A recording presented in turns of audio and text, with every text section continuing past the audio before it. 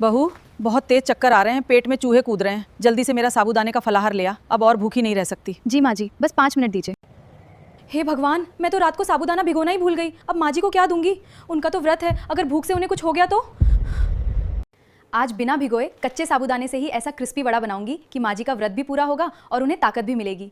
चलिए फटाफट शुरू करते हैं। सबसे पहले मैंने पैन में 1 कप कच्चा साबूदाना डाला है। इसे धीमी आंच पे बस 2-3 मिनट तक भूनना है ताकि इसकी सारी नमी खत्म हो जाए और ये एकदम कुरकुरा हो जाए। साबूदाना हल्का ठंडा होते ही मैंने उसे मिक्सर जार में डालकर एकदम बारीक पाउडर बना लिया है। देखिए, ये बिल्कुल सूजी या चावल के आटे जैसा दरदरा और परफेक्ट पिसकर तैयार हुआ है। अब उबले आलू का इंतजार कौन करे। मैंने फटाफट 2 कच्चे आलूओं को लिया और उन्हें पानी के बाउल में सीधे कद्दूकस कर लिया। कच्चे आलू से वड़े में जो क्रंच आता है वो कमाल का होता है। कद्दूकस किए आलूओं को मैंने 2-3 बार साफ पानी से धो लिया ताकि उनका सारा स्टार्च निकल जाए। अब इन्हें हाथों से कसकर निचोड़कर सारा पानी निकाल दिया है और एक बड़े मिक्सिंग बाउल में डाल दिया है। अब इन आलू के लच्छों में मैंने अपना पीसा हुआ साबूदाने का पाउडर डाल दिया। साथ ही डाली है आधी कटोरी दरदरी कुटी हुई भुनी मूंगफली। मूंगफली से व्रत वाले खाने में बहुत ही बढ़िया सौंधापन आता है।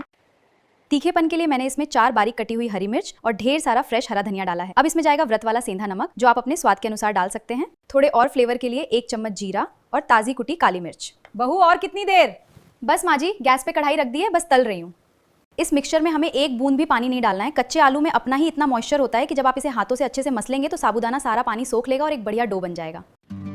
अब मैंने हथेलियों पे थोड़ा सा व्रत वाला तेल लगाया ताकि ये चिपके नहीं। थोड़ा थोड़ा मिक्सचर हाथों में लेके पहले गोल किया और फिर उंगलियों से दबाकर एकदम परफेक्ट और पतली टिक्की। कढ़ाई में तेल मैंने मीडियम हाई फ्लेम पर गर्म कर लिया था। अब एक एक करके वड़े इसमें डाल दिए हैं। ध्यान रहे तेल अच्छा गर्म होना चाहिए, वरना साबूदाना तेल पी जाएगा और वड़े टूट सकते हैं। शुरुआत के 2 मिनट मैंने वड़ों को बिल्कुल नहीं छुआ। जब ये नीचे से थोड़े सेट हो गए तब कलछी से आराम से पलट दिया। देखिए कितना बढ़िया सुनहरा रंग आने लगा है, बिल्कुल भी फटे नहीं है। अब मैंने आंच मीडियम कर दी है ताकि कच्चे आलू और साबूदाना अंदर तक अच्छे से पक जाएं और एकदम क्रिस्पी हो जाएं। बहू, I am feeling dizzy, I am just plating it माँ जी। और ये देखिए, सिर्फ 5 मिनट में बिना भिगोए हमारे साबूदाना वड़े एकदम डार्क गोल्डन और सुपर क्रिस्पी होकर तैयार हैं। मैंने इन्हें जाली वाले झारे से निकालकर प्लेट में रख लिया है। सुनिए इनकी आवाज़, कितने कुरकुरे बने हैं। मैंने इन्हें एक सुंदर सी प्लेट में फलाहारी हरी धनिया और दही की चटनी के साथ सर्व किया है। अब जल्दी से माँ जी को देकर आती हूँ।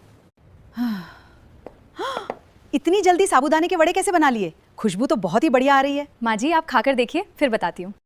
अरे गजब, अरे गजब, ये तो बाहर से और अंदर से एकदम सफल कर दिया। बहू, जुग जुग जियो, भगवान तुझे हमेशा खुश रखे। देखा आपने, बिना साबूदाना भिगोए भी सास का दिल जीता जा सकता है। अगर आपको भी ये 5 मिनट वाली व्रत की रेसिपी पसंद आई हो तो तुरंत वीडियो को लाइक और चैनल को सब्सक्राइब करें। देखा आपने, बिना साबूदाना भिगोए भी सास का दिल जीता जा सकता है। अगर आपको भी ये 5 मिनट वाली व्रत की रेसिपी पसंद आई हो तो तुरंत वीडियो को लाइक और चैनल को सब्सक्राइब करें।